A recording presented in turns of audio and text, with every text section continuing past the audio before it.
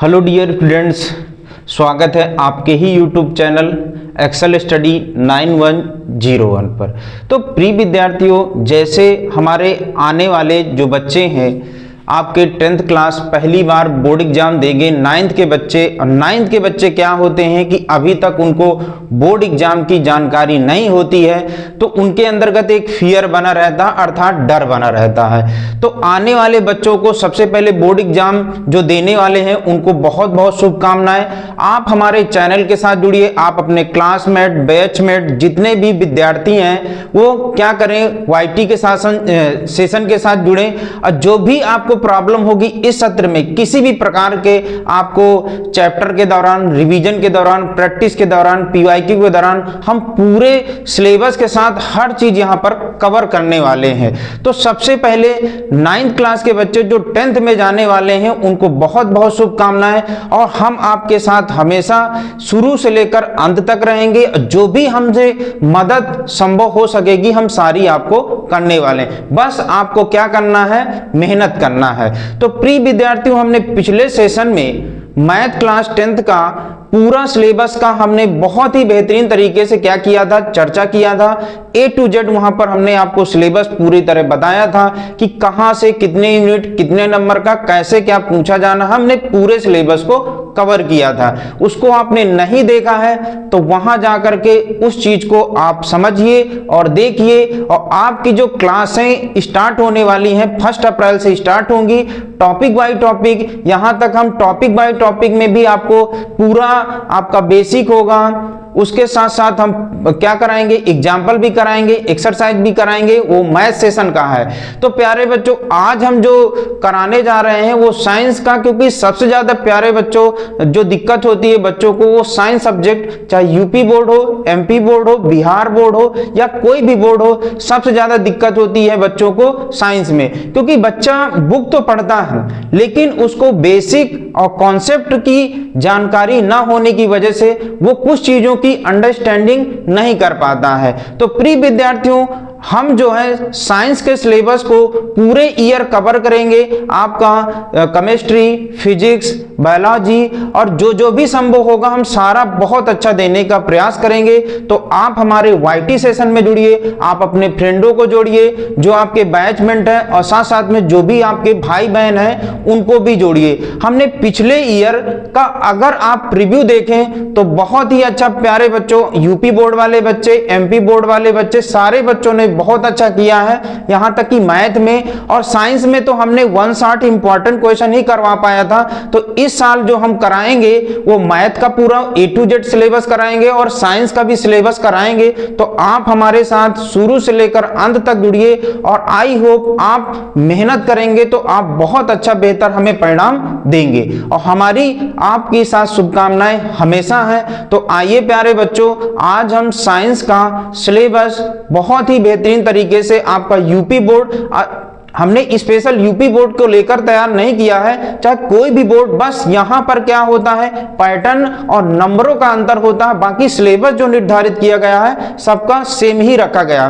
तो अगर हम सिलेबस की तरह नजर डालें तो आपका सिलेबस में साइंस का पाठ्यक्रम यूपी बोर्ड सेशन 2025-26, यहां पर हम आज यूपी बोर्ड की स्पेशली चर्चा करेंगे। अगर कोई भी बोर्ड वाला विद्यार्थी है, एमपी बोर्ड और बिहार बोर्ड कोई का, तो हमने क्या बताया है कि आपका पैटर्न, नंबरों का अंतर होता है, बाकी सिलेबस सबका सेम ही है। तो यहां पर अगर हम पाठ्यक्रम में चर्चा करें तो साइंस के जो आपके पार्ट होते हैं, तो साइंस में आपके 3 पार्ट होते हैं। एक आपका फिजिक्स का पार्ट होता है, एक आपका फिजिक्स का, एक आपका केमिस्ट्री का, और एक आपका क्या होता है, बायोलॉजी। इसके अर्थात 3 पार्ट हो जाते हैं। पहला पार्ट है, ये सेकंड पार्ट है, और ये क्या है, थर्ड पार्ट है। अगर यहां पर हम पूरे चैप्टरों की बात करें तो पूरे आपके साइंस में जो चैप्टर्स हैं वो आपके 13 चैप्टर्स हैं। 13 चैप्टर में अगर हम बात करें तो फिजिक्स के आपके जो चैप्टर देखने को मिलेंगे 4 हैं, केमिस्ट्री का आपका 4 है, और बायोलॉजी का थोड़ा वेटेज 1 चैप्टर ज्यादा है तो इसके क्या है, 5 है। तो 5 में अभी हम यहां पर चर्चा करेंगे। लास्ट चैप्टर का हमने यहां पर मेंशन नहीं किया है, लास्ट का आपका ईवीएस का चैप्टर है जिसका नाम है हमारा पर्यावरण,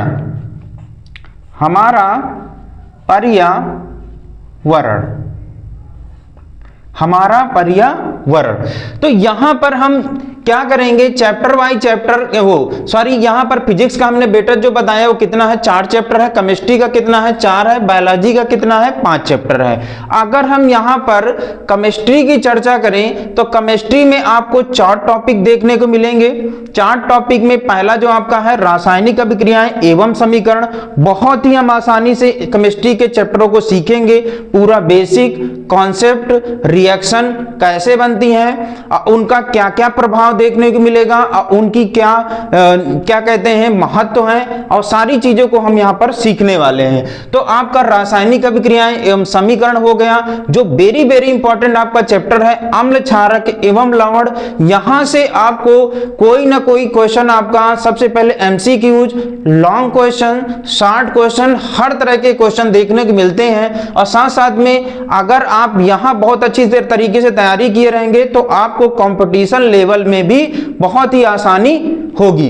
तो इसके बाद आपका आता है धातु और अधातु वाला चैप्टर है, यहां से भी एक क्वेश्चन आपका लॉन्ग भी मिलता है, शॉर्ट एमसीक्यू भी आते हैं। फिर आपका चौथा चैप्टर है कार्बन एवं उसके यौगिक, ये भी आपका कौन सा, केमिस्ट्री का 4th चैप्टर है। फिर इधर से अगर हम बात करें तो ये आपके क्या है, बायोलॉजी वाले चैप्टर है। बायोलॉजी वाले चैप्टर में अगर हम देखें तो 5वां चैप्टर जो आपका जैव प्रक्रम है, 6वां चैप्टर जो है नियंत्रण एवं समन्वय है, 7वां चैप्टर है जो जीव जनन कैसे करते हैं। तो सबसे ज्यादा जो यहाँ पर वेटेज है जैव प्रक्रम का, बहुत ही आसान है ये, और साथ साथ में ये थोड़ा चैप्टर क्या है, बड़ा है, तो हम इसको बहुत आसानी से सीखेंगे। फिर इसके बाद नियंत्रण एवं समन्वय हो गया, जीव जनन कैसे करते हैं, ये आपका चैप्टर है। फिर उसके बाद आता अध्याय 8, इसमें आनुवांशिकता जैव विकास अब हटा दिया गया है, तो इसको जैव विकास को नहीं पढ़ना है, आपको आनुवांशिकता ही पढ़ना है। फिर ये केमिस्ट्री का हमने सिलेबस जो है वो आपका 1 से लेकर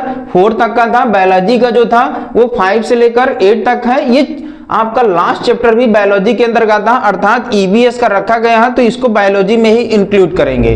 फिर उसके बाद अगर हम बात करें तो फिजिक्स में जो आपका 9वां जो अध्याय है वो प्रकाश का परावर्तन एवं अपवर्तन है। इससे बहुत ज्यादा यहाँ पर क्या आते हैं, न्यूमेरिकल्स आते हैं, इसके रूल्स हैं, तो इनको भी बहुत आसानी तरीके से सीखेंगे। फिर अध्याय आपका 10 है मानव नेत्र एवं रंग बिरंगा संसार, इससे भी बहुत ही इंपॉर्टेंट क्वेश्चन है और बेसिक भी है, यहाँ से आपका फिगर्स भी और साथ साथ में MCQ, long question, short question भी बनने के चांसेस हर बोर्ड एग्जाम में रहते हैं। साथ साथ में अध्याय आपका 11 विद्युत है, और फिर उसके बाद आपका जो आपका चैप्टर है 12 है जो विद्युत धारा के चुंबकीय प्रभाव है, और लास्ट चैप्टर है जो ईवीएस का इंक्लूड किया गया है। तो अगर हम इसको बायोलॉजी में रखें तो ये आपका क्या है, हमारा पर्यावरण। अगर टोटल चैप्टरों की बात करें तो हमने बताया है कि आपका फिजिक्स के 4, केमिस्ट्री के 4, बायोलॉजी का वेटेज 8 चैप्टर ज्यादा है। तो इस प्रकार से आपका ये सिलेबस हो गया।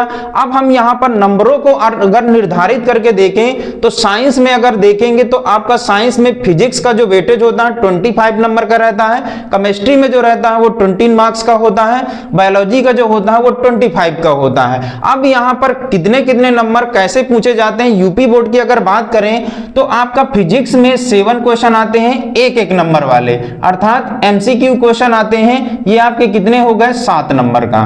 फिर उसके बाद 60 में आपका आते हैं कितने क्वेश्चन आते हैं, आपके 3 क्वेश्चन आते हैं, और 3 क्वेश्चन, हर क्वेश्चन जो आपका होता है 4 नंबर का होता है। तो अगर हम इनको मल्टीप्लाई करें तो 3 चौक 12, यानी 12 नंबर का आपका क्या आ गया, 60 क्वेश्चन आता है। फिर आपका लॉन्ग क्वेश्चन में अगर फिजिक्स की बात करें तो 1 आता है, और हर क्वेश्चन आपका 1 नंबर का रहेगा, तो ये आपका कितना हो गया, 6 हो गया। तो 1 छके 6 हो गया। अगर हम नंबरों की बात करें तो 12 6 18, 18 7 कितना हो गया, 25 नंबर का वेटेज जो होता है वो आपका क्या होता है, फिजिक्स का होता है। फिर केमिस्ट्री की बात करें तो आपके एक नंबर वाले जो एमसीक्यूज होते हैं वो आपके कितने आते हैं, 6 आते हैं। तो 1 में अगर 6 का गुणा करें तो आपका 6 हो गया।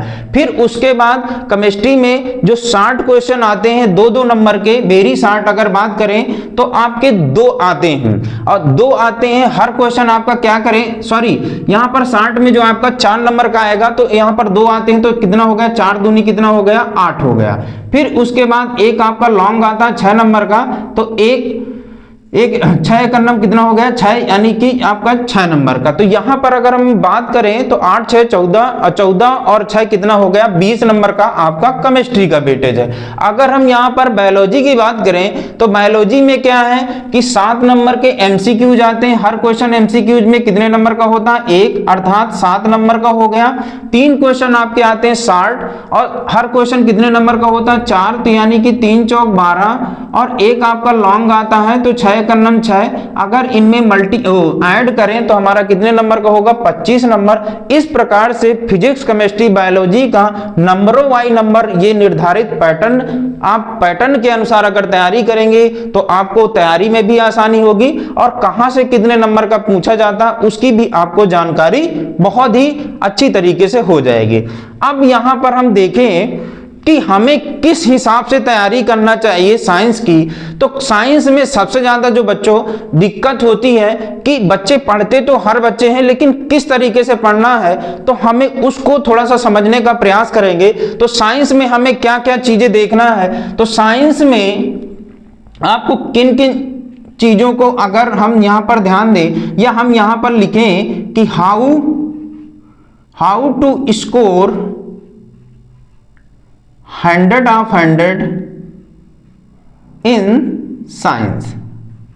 साइंस में 100 में से 100 का स्कोर कैसे करें या किस पर आधारित हम किस प्रकार से तैयारी करें कि हमारे नंबर बहुत ही अच्छे अर्थात 100 of 100 आ जाएं। तो हमें सबसे पहले ध्यान देना है कि इसके साइंस में सबसे पहले हमें ध्यान देना है कि कॉन्सेप्ट पर।